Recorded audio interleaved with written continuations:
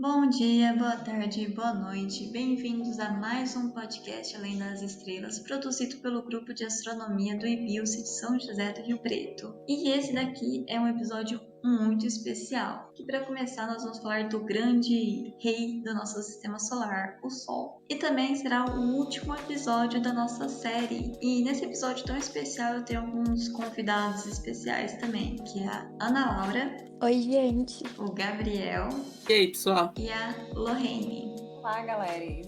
Bom, então, editor, solta a vinheta.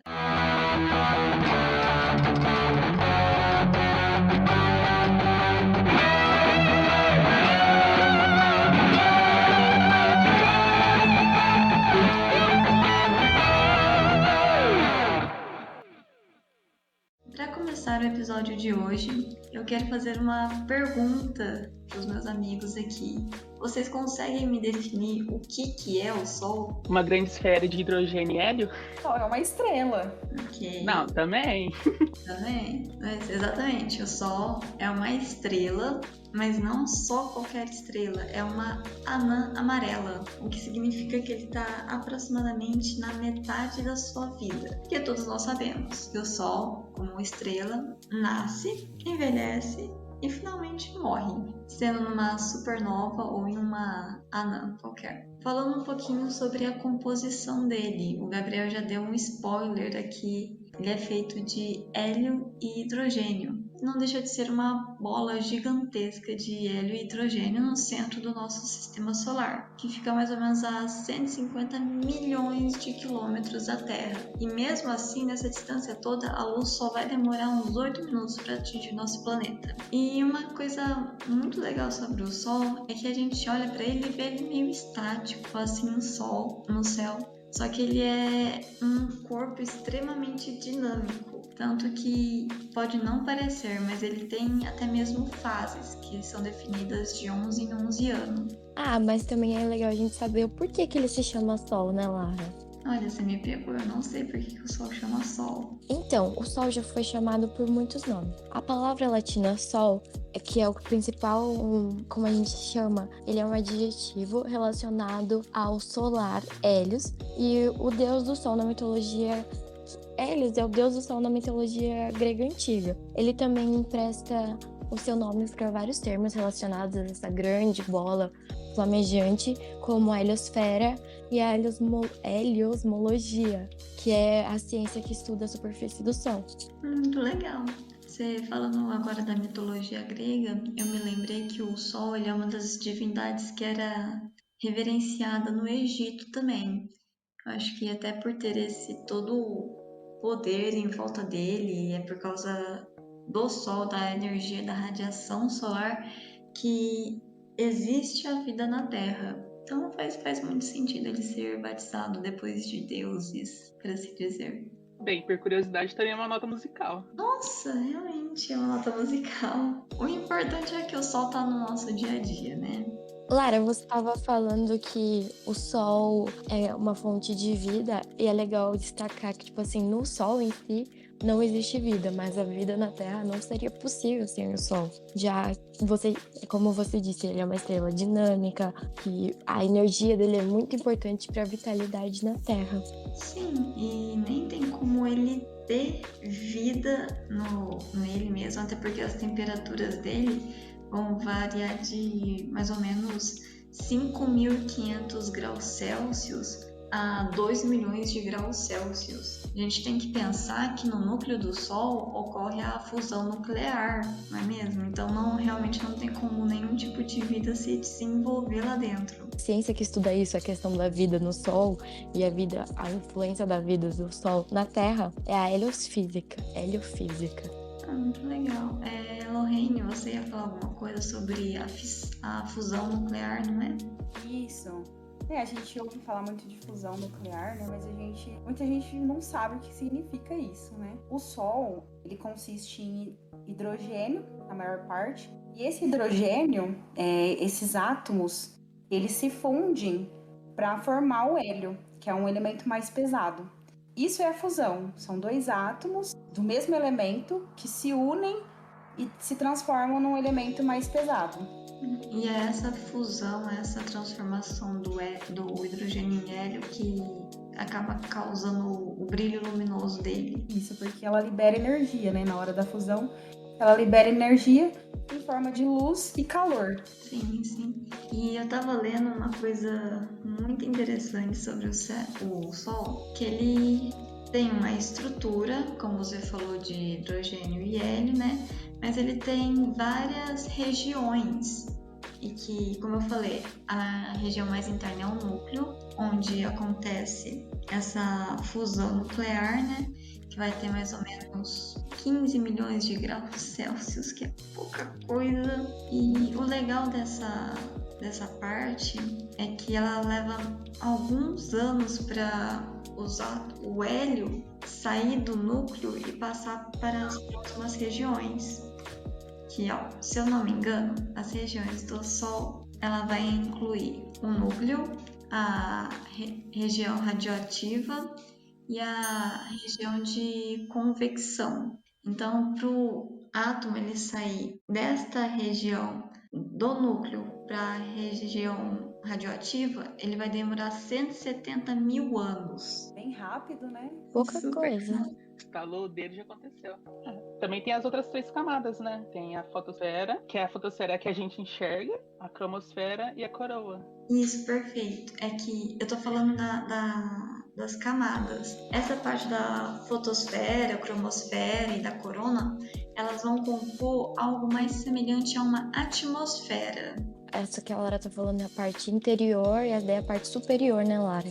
Isso é como se ele fosse um docinho, com o recheio e a cobertura. Mas já que a Ana Laura falou, além dessas partes, ele também tem uma região de transição, que é onde passa da cromosfera para a corona. E é muito engraçado porque essa região ela tende a ser mais quente do que as regiões anteriores. É um pouquinho esquisito esse conceito, porque se o Sol ele é o centro do calor, como que uma região mais longe do centro vai ser mais quente do que algumas interiores? A gente pode pensar também igual Vênus ser mais quente que Mercúrio, né? Embora Mercúrio esteja mais próximo do Sol, Vênus tem um efeito estufa que conserva o calor. Então, pode ser alguma coisa parecida, né? Por conta da estrutura, né? E essa área de transição que faz a corona ela ser mais quente. E é um dos grandes mistérios do Sol, porque o Sol, em teoria, ele vai ter alguns mistérios. Inclusive, um dos mistérios na magnetosfera dele. Alguém aqui tem uma ideia de qual que seja? Um chute? Os ventos solares? Ainda não chega nessa parte. Não, a gente pode falar um pouquinho dos ventos solares. É que É que ele tem a ver com essa parte magnética, não tem? sim, ele tem a ver com essa parte magnética que, bom, o Sol, como os outros corpos celestes, né, ele gera um campo magnético que se estende no espaço, que é um campo magnético interplanetário. Tanto que o sistema solar ele está incluso nesse campo magnético. Então, tecnicamente, o sistema solar ele faz parte da atmosfera solar. E esse campo magnético é chamado de heliosfera. E o que permite também que os planetas eles sejam atraídos e girem em torno do Sol, que também é conhecido como a espiral de Parker. E, bom, o Sol ele não é estático. Para começar, que por ele ser essa bola de hélio e hidrogênio, essa bola de plasma, de material ionizado, né? Ele tem ciclos diferentes. Por exemplo, ele tem a própria rotação, que demora mais ou menos... Vai demorar 25 dias terrestre para o equador do Sol dar uma volta em torno de si mesma, só que os polos vão demorar mais ou menos 36 dias terrestres. Então ele tem uma superfície muito dinâmica e essa atividade dinâmica dele tem fases, que é algo causado pela magnetosfera. Por quê? Bom, como eu falei anteriormente, ele tem os ciclos que acontecem a cada 11 anos. E o que acontece nesses 11 anos? Os polos magnéticos do Sol, eles mudam. Então, durante 11 anos, eu tenho o norte magnético num lugar e o Sol, o sul magnético em outra extremidade. E esses polos eles vão trocando de lugar, o que causa momentos em que o Sol está mais quieto, mais de boas, mais inativo, e momentos em que essa transição dos polos ela cria uma atmosfera muito violenta na fotosfera, na cromosfera e na corona, que então ela muda de uma atividade calma para uma atividade violenta, o que pode ocasionar na criação dessas explosões solares, esses ventos solares, principalmente no que é conhecido como solar máximo, e o que acaba causando as ejeções de massa que vão atingir não só o nosso planeta, como demais planetas do nosso sistema solar. E esses ventos solares, né, eles soltam essa grande quantidade de energia e de partículas, né, que elas vão ter alguns efeitos, desde algumas mais amenas no tempo da Terra, no clima da Terra, né, elas criam as famosas auroras boreais nos nossos polos, só que elas também podem interferir com outras coisas, como é o caso de comunicações. E elas realmente interferem com satélite, comunicações de rádio, GPS, e houveram até alguns grandes casos dessas tempestades geomagnéticas afetando negativamente o ser humano. Se tiver uma tempestade solar, pode acabar com toda a comunicação da Terra, dependendo do grau, porque existem... Agora eu não vou saber explicar certinho quais são os graus de tempestade solar, mas existem graus de tempestades solares que, se acontecerem, pode acabar com toda a tecnologia, toda a comunicação que existe hoje. Tanto que acho que em 1900 e alguma coisa, 1800 e alguma coisa, aconteceu uma tempestade que, mesmo sendo fraca, ela acabou...